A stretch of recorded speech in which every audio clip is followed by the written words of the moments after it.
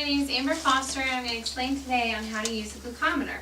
Glucometers are used to monitor your blood sugar for diabetic patients that need to take insulin on a daily basis and make sure that their blood sugar is not too high or too low. It'll come in a little pack. Usually they're all different shapes and sizes, but this one is, usually they'll encompass everything you need inside here. You'll unzip. Inside you'll find some test strips. You'll find the glucometer itself. You'll also find your Sharps device that'll help you stick your finger and get the blood. And then you'll have a little pouch in here to keep unused new Sharps device, because you always want to change those and you never want to share them just because you are sticking your finger and you don't want to share blood with another person. You want to make sure you have a new unused Sharps device inside your dispenser. What you also want to make sure, well, all of them are different, but you'll unscrew it, you'll remove the old one, be careful not to prick yourself, and put it in a safe dispenser where you put Sharps, and then you'll pick out the new one. This is already a new one for the demonstration, and you put it inside, and you make sure that it's nice and secure, that it'll work. You put the top back on, screw it so it's tight, and you'll hear a little click. That's this one in particular. You may have a different one. And it also has settings on how sharp or how fast it's going to prick or deep it's going to go, so that some people might have more callous skin and need a longer or for it to penetrate further. So this one's set on 4. And to lock it, to get it so it's ready, you'll turn it to clockwise and you'll hear it click. And it has a button, and what I'll do is I'll press that against my finger. You want to make sure you get your test strip out, you have that ready. This glucometer turns on when you put the strip inside. You use the little microchip, you put that in with the blue side, or the, not blue side, but it's got a little, I know you can't see it, but it has a little rectangular just spot where the blood will go in.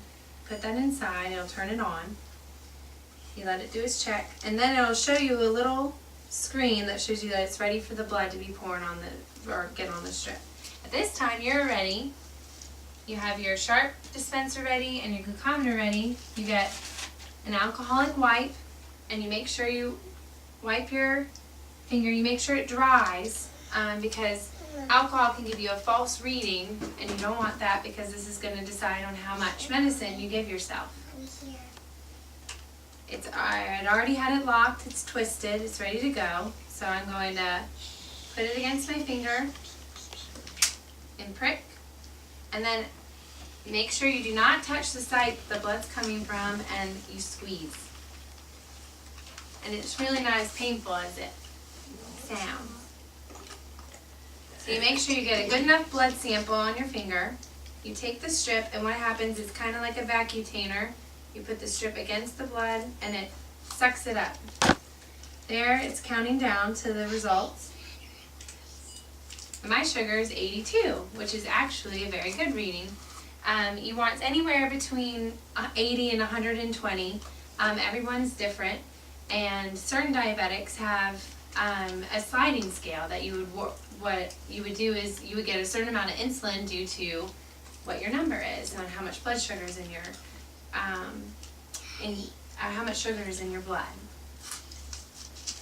So, and make sure you wipe off your finger, and you dispense the strip, since it does have blood on it, in a safe dispenser.